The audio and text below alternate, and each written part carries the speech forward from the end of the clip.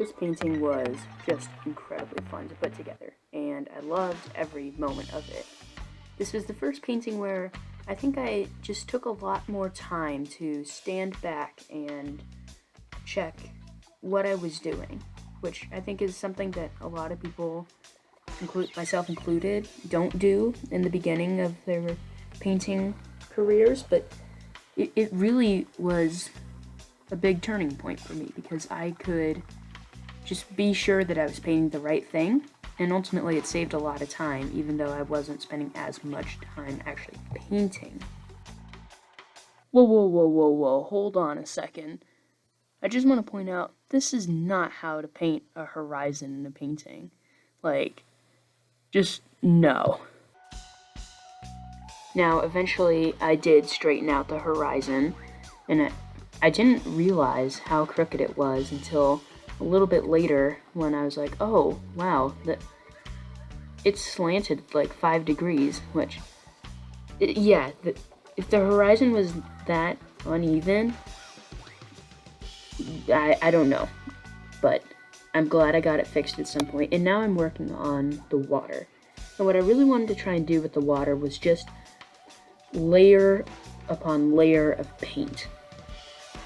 Now, in the past when I painted water, it was always whatever color the water was, and then a little ripple effect over the top. But I wanted to try and branch out and do a little bit more than that.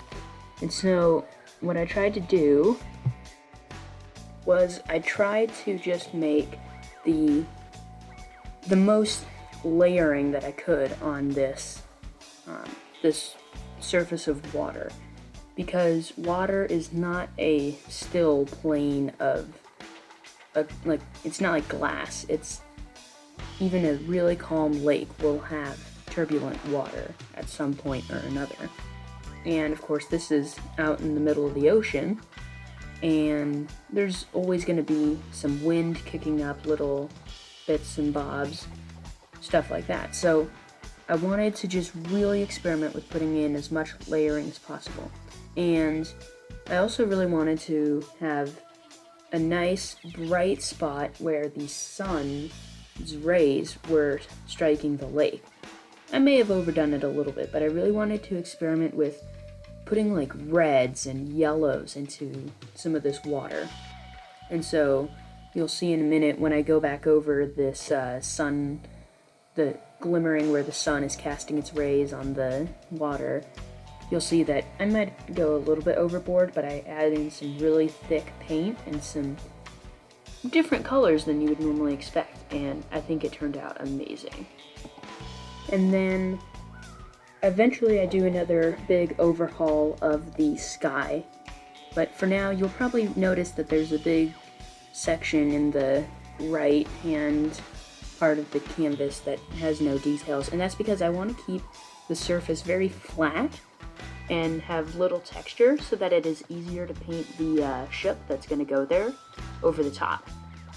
And I think that's a good technique because I still painted it with a little bit of detail, but not much, so that you don't have these thick ridges of paint getting in the way as you're trying to paint over it.